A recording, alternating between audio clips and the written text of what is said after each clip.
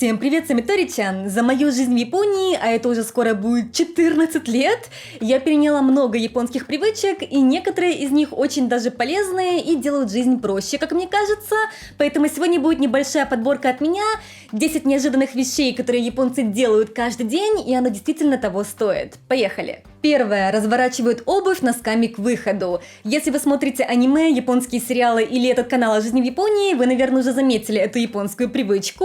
Когда японцы заходят внутрь дома или любого другого помещения, где нужно снять обувь, как рестораны, больницы или храмы, они не оставляют свою обувь стоять так, как они ее сняли, а обычно поднимаются внутрь дома на одну ступеньку выше, где уже обычно носят тапочки или ходят босиком, и разворачивают свою обувь носками к выходу. Часть дома, где обычно снимают обувь, на японском называется генкан, и она есть в любом японском доме и даже квартирах, и там не только снимают обувь, но и часто есть небольшая полочка для хранения обуви, где можно хранить вашу обувь, если у вас много разных пар, но если у вас, допустим, есть одна любимая пара обуви, которую вы носите каждый день, как я, например, то ее проще просто оставить у входа в дом, или, допустим, если вы пришли к кому-то в гости, вы не ставите вашу обувь на полочку, вы просто оставляете обувь у порога, развернув ее носками к выходу. Благодаря этому меньше суеты, когда вы выходите из дома, потому что вам уже не нужно разворачивать вашу обувь, вы просто вставили ноги в обувь и пошли. И кто-то может сказать, что какая разница, я разворачиваю обувь при входе в дом или при выходе из дома, это одни и те же 3 секунды. Но иногда это могут быть критично 3 секунды, когда вам нужно реально быстро выйти из дома. Допустим, если вы опаздываете на встречу с подругой и вы сказали, что вы уже подъезжаете, а вы только выходите из дома.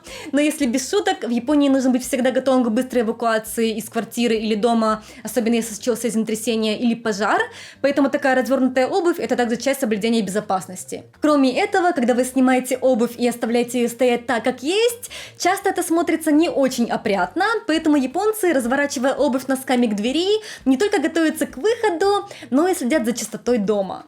Именно поэтому в Японии детей с ранних лет обучают этой манере, и даже маленькие детки, кто ходит в детский сад, знают, что нужно перед входом снять обувь и развернуть ее, поскольку никто за вас это делать не будет. Второе. Полощут горло по возвращению домой. Многие японцы, возвращаясь с улицы, не только моют руки, но и полощут горло водой или специальным для этого раствором. Это называется угай в японском языке, и этому тоже учат с детства, как нас, что нужно после улицы мыть руки с мылом обязательно, так и в Японии, что нужно мыть руки и также полоскать горло. И считается, что это очень хорошая и простая профилактика от болезней и разных вирусов. И, допустим, когда я возвращаюсь домой, мой муж японец Изами тоже всегда говорит, что не только руки мой, но еще и горло тоже нужно полоскать. Честно скажу, я до сих пор забываю это делать, но думаю, что это очень хорошая привычка, потому что я не уверена, что это как-то помогает, конечно же, от болезней или вирусов, но как минимум это очищает горло, и, допустим, вот в Японии бывают очень пыльные дни, когда очень сильный ветер, или иногда бывают даже такие называемые песчаные бури со стороны Китая, которые идут, и вот в такие дни даже я полощу горло, поскольку ты себя чувствуешь как-то даже чище после улицы. Но самое интересное, что в Японии даже до того, как считалось, что это часть гигиены, была такая практика. Допустим, когда вы заходите в храм, вы должны перед входом помыть ваши руки водой и также ваше горло тоже. Поэтому раньше люди тоже знали, что это, видимо, хорошая практика, и ее стоит соблюдать. Третье. Японцы носят солнцезащиту каждый день, круглый год. Я уже раньше показывала, как японки некоторые одеваются летом, и это не всегда платьички и маечки. Часто это целая экипировка, защита от солнца и ультрафиолета в особенности, поскольку уже доказано, что ультрафиолет не очень хорошо влияет на кожу. Это и риск рака, это и быстрее стареет кожа, и также в Японии, в принципе, не популярен загар совершенно, а любят более белую кожу, поэтому японки серьезно настроены летом не загореть. И часто многие носят не открытую одежду, а наоборот закрытую одежду с длинными рукавами. И даже специальные, допустим, есть рукава, которые отражают ультрафиолет и не дают вам загореть. Специальные шляпы, которые тоже отражают ультрафиолет. Допустим, у меня такая, это очень удобно. Специальные маски на лицо, чтобы вы не загорели и так далее. И, конечно, это экстрим. Не все японки такое носят летом. И я такое тоже не использую.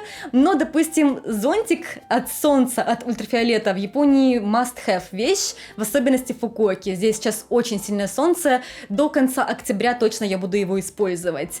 Но даже кроме этого, обязательная вещь, которую японцы используют каждый день, даже зимой, это солнцезащитный крем. Дело в том, что в Японии довольно высокий уровень ультрафиолета. Считается, что нормальный уровень это где-то до 3.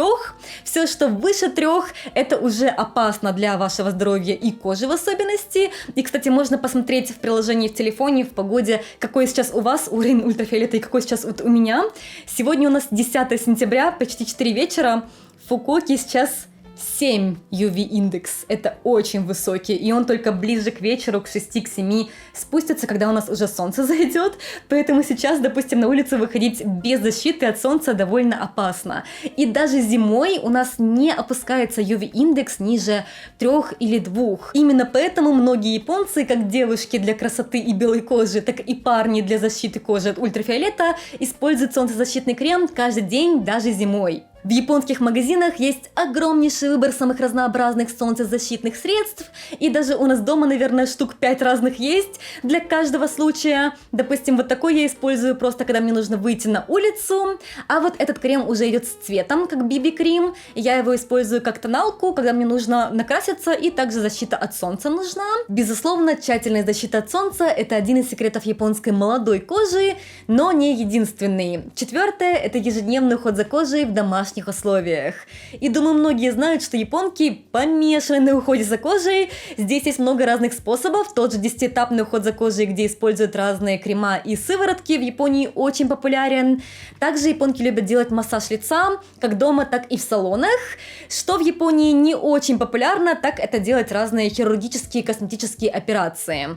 Я не говорю, что здесь это совершенно нет, но это не так сильно популярно, как в той же Корее. Японки больше любят делать массаж лица и также использовать разные гаджеты по уходу за лицом в домашних условиях, чем сразу ложиться под нож, скажем так, и, если честно, мне это тоже больше откликается. В наше время, к сожалению, есть очень много поддельных брендов, которые выдают себя за японские, о которых в Японии даже и не слышали.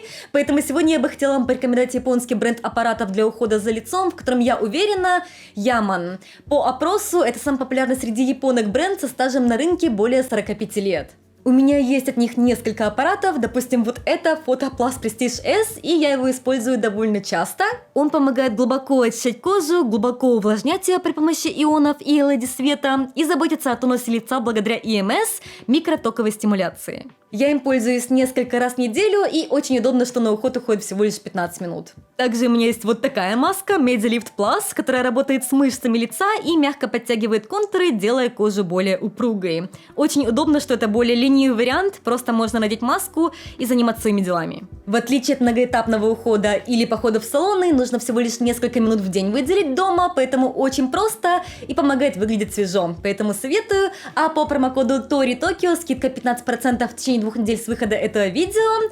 Ссылки на официальные сайты Yaman в вашей стране можно найти в описании этого видео. Кликайте.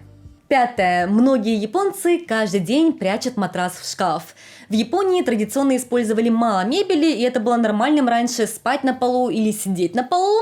И даже в наше время многие японцы спят не на кровати, а на специальном матрасе под названием футон. Футон – это японский тонкий матрас, который легко сворачивается, и его обычно расстилают на полу и на нем спят.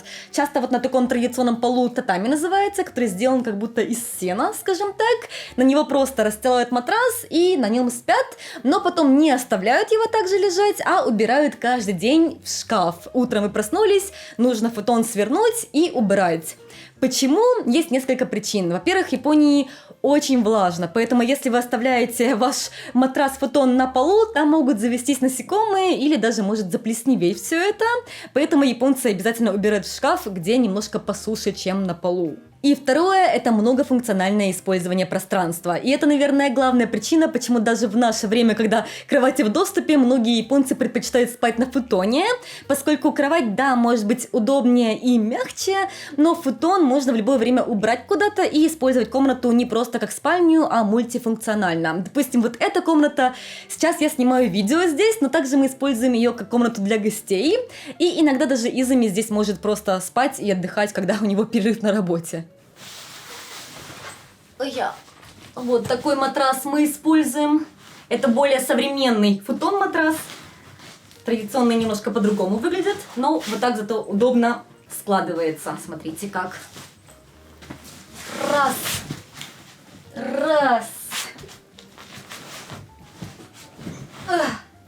Хорошо. Хорошо. Я так жила первые 5 лет, но потом снова вернулась к кровати. Сейчас у нас только футон для гостей дома. Но это очень удобно, даже вот в таких вот случаях, когда нужно принять гостей, и у тебя не хватает диванов и кроватей. Шестое. Каждый день открывают окна и проветривают дом. И да, я знаю, что не только в Японии так делают, конечно же. Даже слышала, что в Германии есть отдельное слово для этого, если я не ошибаюсь. Поэтому, если вы в Германии живете и знаете немецкий, жду ваших комментариев. Но в Японии тоже это считается очень важным, поскольку в Японии высокая влажность, и многие японцы каждый день открывают окна и проветривают свои дома и квартиры. И у нас даже в семье есть такая небольшая традиция. Мы утром, когда просыпаемся, перед тем, как делать любые наши дела, даже пить кофе, мы открываем все окна и проветриваем наши первый и второй этаж в доме. Потому что если этого не делать, то могут заплесневеть стены в японских домах, полы, даже одежда внутри шкафов может заплесневеть, если не открывать все это и не проветривать. И это, кстати, главная причина, почему в Японии очень просто портятся дома, особенно если там никто не живет и не проветривает дом, и также его не убирает. И если, допустим, дом заброшен, потом в нем почти нереально жить, даже сделав ремонт, потому что все заплесневевшее. Седьмое. Вывешивают вещи и постельное белье сушиться на солнце. Многие японцы не используют сушильные машинки не потому, что у них нет к ним доступа или потому, что это дорого, а потому что считают, что сушить вещи на солнце лучше, и так они получаются свежее, лучше пахнут, чище, и также солнце убивает бактерии лучше. Поэтому даже в больших городах можно увидеть апартаменты, где на балконах вывешивают вещи и футоны, матрасы сушиться. В Японии также говорят, что вещи, высушенные на воздухе, пахнут ароматом солнца, а вещи, высушенные внутри помещения или в сушке, не очень приятно пахнут. И также здесь не очень популярно использовать разные ароматизаторы для белья, поэтому этот запах сушки ничем не перебивают. У меня даже есть знакомый японец, который отказывался носить одежду, которая была посушена в стиральной машинке в сушке, а только ту, которая была бы высушена на солнце, и поэтому его жене пришлось перестроиться под него и вывешивать одежду сшиться на балкон, что довольно тяжелая работа, скажем так, я бы на ее месте не согласилась. Но реально в Японии иногда бывает, что если вещи недосушены, за счет влажности все начинает пахнуть очень плохо, и без разных ароматизаторов или сушки на воздухе не спастись.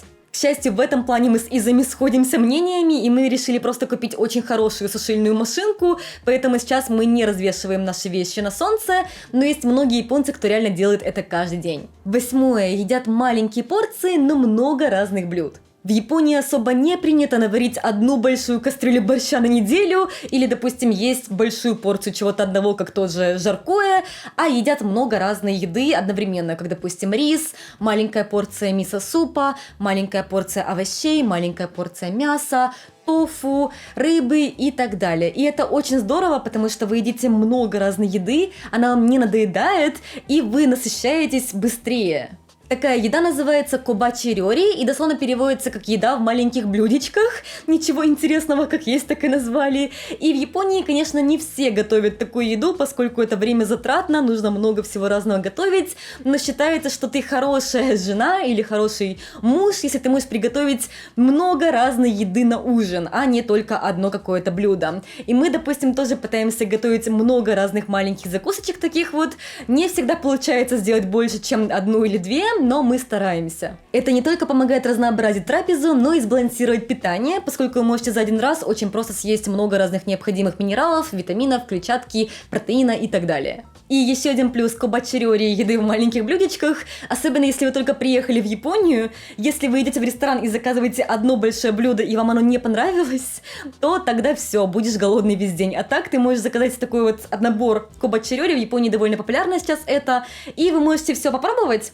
И что вам понравилось, можно доесть, а что нет, ну, можно оставить. Девятое. Работающие японцы каждый день делают инэмури. Небольшой дрем, сон во время работы. И в Японии это считается совершенно нормальным. Конечно, не все спят на работе, но когда я работала в офисе, у нас было много людей, кто просто мог во время своего обеденного перерыва поесть, а потом вот так лечь за стол компьютерный и спать 5-10 минут, некоторые даже дольше, и никто им ничего не скажет. Это считается вполне себе нормальным, если человек решил сиесту сделать. В Японии даже продаются вот такие вот специальные подушки, куда можно вот так вот руку вставить и спать на работе прямо за компьютером, очень удобно. И, как я сказала ранее, Изами тоже, даже работая из дома, может иногда взять себе такой небольшой перерыв и поспать где-нибудь здесь на полу или на диване внизу 5-10 минут, но не дольше, иначе если ты ты слишком долго спишь, потом уже работать даже и не хочется, особенно работая из дома. И обычно в Японии инэмури не считается чем-то плохим, но есть исключения. Допустим, в Японии был скандал, когда некоторые люди, кто работает в парламенте, засыпал прямо на своем рабочем месте во время каких-то важных там собеседований. И в таком случае японцы реально очень злились, поскольку это твоя работа, слушать почему ты не слушаешь, а спишь. И 10-е носит с собой маленькое полотенце ханкачи. Ханкачи — это с немецкого ханкачиф, я так думаю. Ребята из Германии, снова ваши комментарии нужны. В Японии почему-то так называют маленькие полотенечки. Возможно, это пришло в Японию из Германии. И многие японцы, в особенности девушки, но и парни тоже, носят с собой такое полотенце каждый день. Это очень нужная вещь, потому что в японских общественных туалетах обычно нет бумажных полотенец, и поэтому сразу видно издалека людей, кто не японцы, и приезжие иностранцы или люди, кто в Японии живет, но не привык с собой такие полотенца носить, потому что они после того, как помыли руки, обычно делают вот так вот. Или вот так вот. Японцы так не делают, а вытирают руки полотенцем ханкачиф, что реально нужная вещь, и я до сих пор не знаю, почему в Японии не популярны бумажные полотенца. Возможно, это экономия.